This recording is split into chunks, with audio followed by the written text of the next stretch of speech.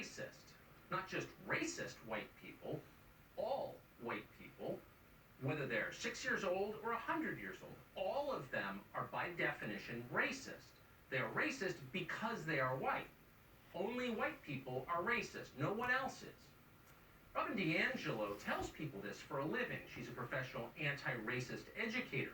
She shuttles between schools and boardrooms telling people that their DNA makes them evil. She makes big money doing this. Last year, for example, the University of Kentucky, a publicly funded university, paid DiAngelo $12,000 for 2 hours of this message.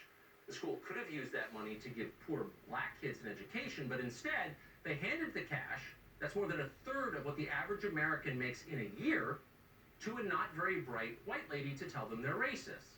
In other words, Robin DiAngelo has a very good gig. Of course, not everyone likes her message. Telling people they're racists is fine if they actually are racists. But what if they're not racists? And most people in this country are not. Well, let's see. How would you like it if someone called you a child molester or a wife beater? You probably wouldn't like it very much. In fact, you could lose your job for that. You could lose your friends. You could even lose your family.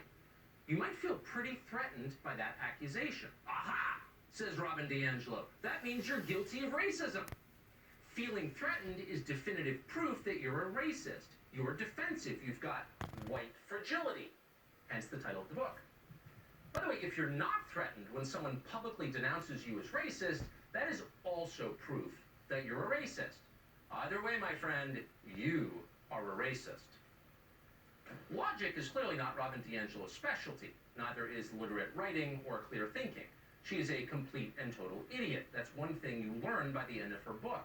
And yet our leaders treat Robin DiAngelo with great respect. They think she's a genius.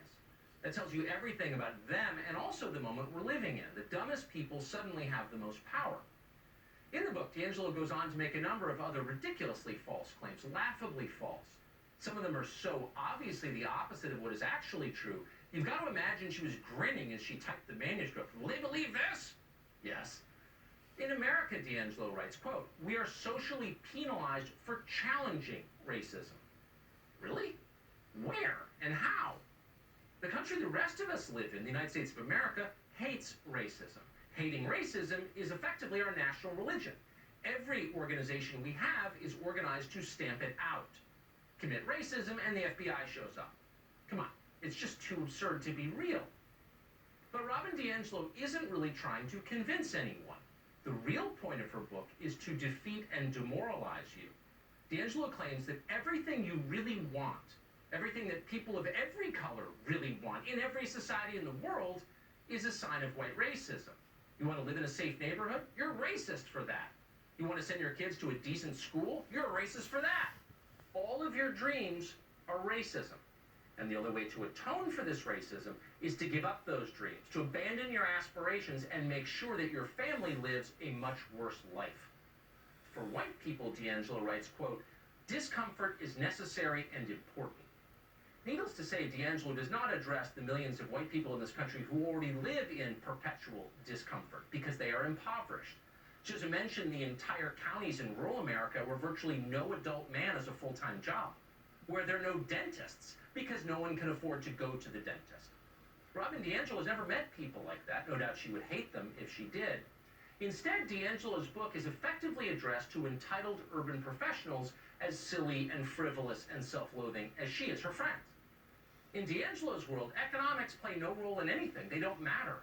Everyone she knows has a high-status job and a secure job. They're not worried about unemployment. They don't care about income inequality. They're on the right side of it. These aren't problems for them.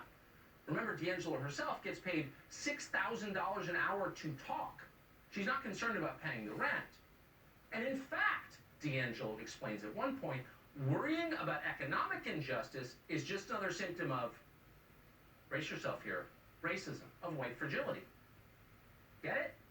Maybe you're starting to understand why corporate America absolutely loves this book. Why? Because Robin DiAngelo absolves them of their crimes. Apple and the health insurers and the credit card companies get off scot-free because the real problem, Robin DiAngelo tells them, is white racism. And what a relief that is for them to learn. $6,000 an hour is a small indulgence to pay for that kind of forgiveness. Thank you, Reverend DiAngelo. We appreciate the house call. In sum, White Fragility is an utterly ridiculous book. Its ironies are so profound they make your head spin. A book about racism that is far more aggressively racist than anything Louis Farrakhan has ever written. A book that claims to side with black people but instead patronizes them and demeans them like they're children. A book about systemic injustice that is in fact itself a sly defense of the very people perpetuating the worst injustices in our society. Everything about White Fragility is poisonous garbage, and that's not an overstatement. And that will be obvious to you the second your kids bring it home from school, or the moment the corporate HR director in your office lays a copy of it on your desk. And you should say so when that happens. Don't be passive. Speak up loudly. It is your right to disagree with Robin DiAngelo. What she says is wrong, it's crazy, it's destructive, and it foments hatred. We are Americans. We're allowed to do that. The second we are forced to accept the premises of White Fragility, we won't be Americans.